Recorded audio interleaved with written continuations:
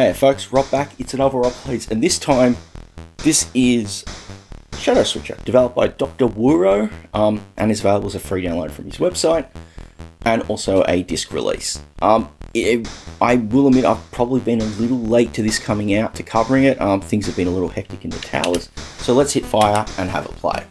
So there's 40 single screen stages. You sort of saw a brief clip of that whilst I was waffling. And you've also got a level editor. I don't know if we'll look at that here.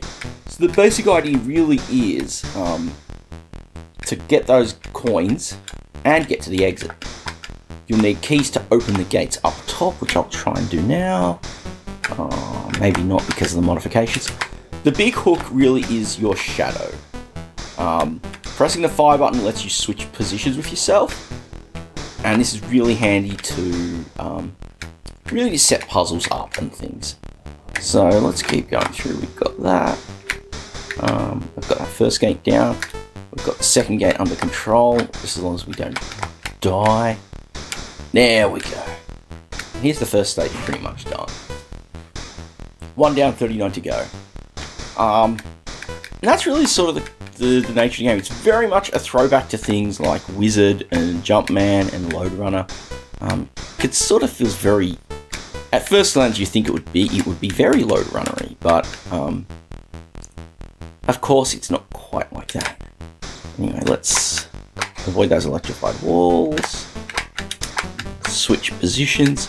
I really love this little idea of the switching positions mechanic. The whole idea that you have to go through and manually swap out your positions to get through really is a cool twist on the formula. Ooh.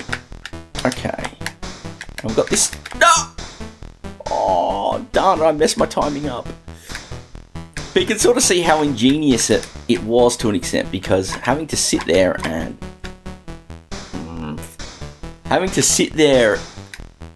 you know, time when to switch. Because when you are switched out, your shadow is impervious to the enemies. It's only the active character that the creatures are a danger to. So you can see we've got that fellow coming from me right now, but because I went impervious, because I switched positions, I'm a little impervious. Okay. Good news is,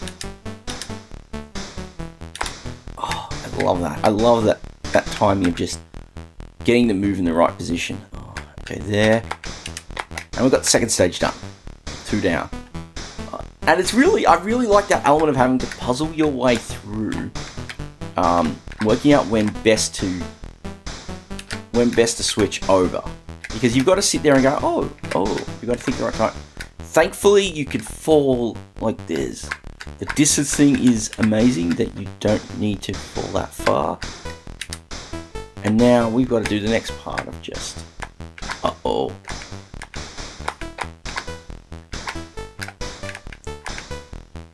Oh.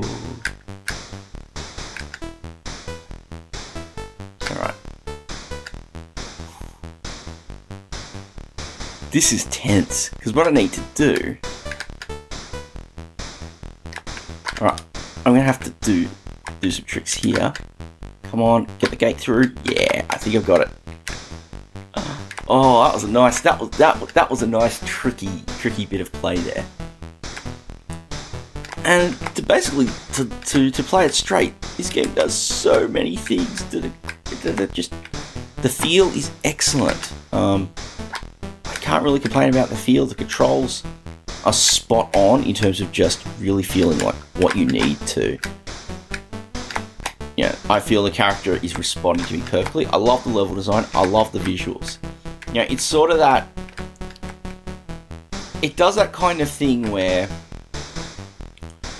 Use the 64's capabilities. I mean, this is basically using... I wouldn't be surprised if this is using extended background color mode. But it's using an ability that... doesn't really get talked about much. Ooh, this is tricky. Darn it. These crafty robots. I believe they're robots. There we go. There's that. Okay, that is how we solve that. Ding, one key. But yeah, extended background color mode doesn't really get used a lot on the 64, but we've got a game that actually uses it in a pretty interesting way, and I really like. That was close. Okay, one.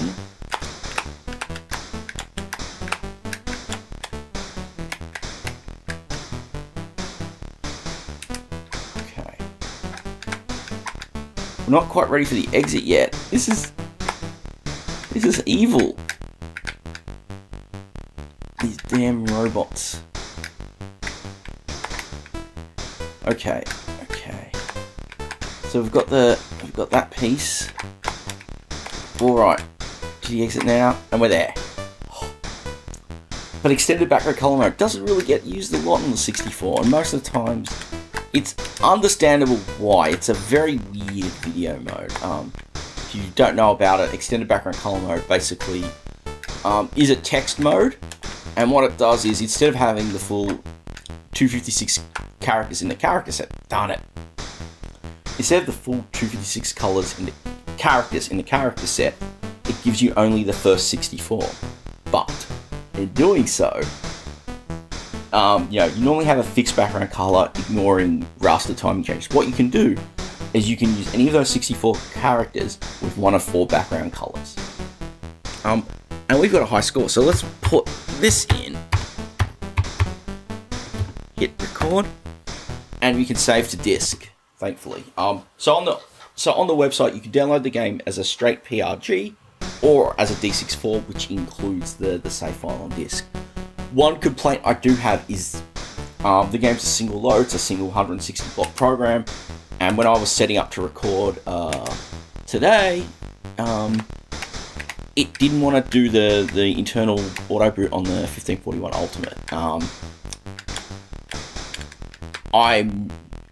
Honestly, it's a bit of a pain. If it wasn't going to do that, I'd rather have a tape image. So if it wasn't going to work with the DMA load, I would rather have a tape image, because then I can at least enjoy some fancy music. But it's a niggle. I think I may be a little more stringent on this than other people, but you know, I have a lot of things to say that involve nothing but gushing for the 1541 Ultimate and that line of devices. Anyway, that's the last one. I love it. It's just like, now I can do this from rote. And let's go down and did that by rote. Did level 1 by rote. Just virtually autopilot. This is just really charming to play. Controls feel excellent. The visuals are clear, and oh gosh, that was a smart trick. I really love the design idea of being able to switch places with yourself. It's such a simple concept, you know, but honestly, it really makes for a unique experience. I really hope you go and check this out. I honestly think you should, as it's so excellently executed that you'll have a lot of fun with it. Assuming you like these early sort of throwback platforms. Anyway, stage 2 done. I wish I could talk about the audio, but I'm kind of playing blind like I usually have to, because the setup I have when recording, and there's pretty much just sound effects. There's no real music or anything, which is not a complaint. I think that's okay to have. Now I know why you have a key down there.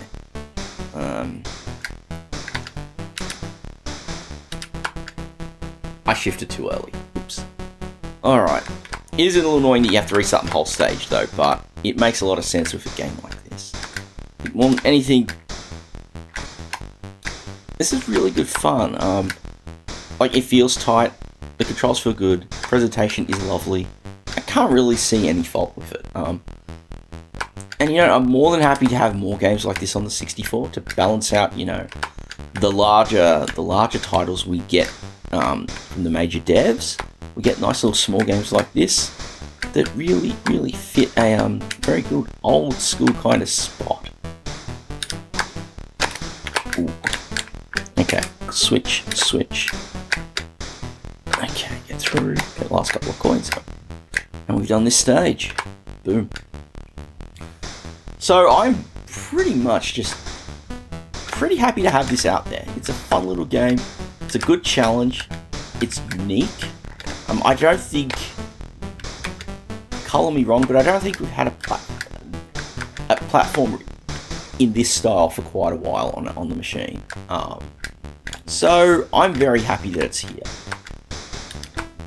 It's a little different, and that's great because timing again. Well, I might leave it there. I might leave it there because really there's not much else to say.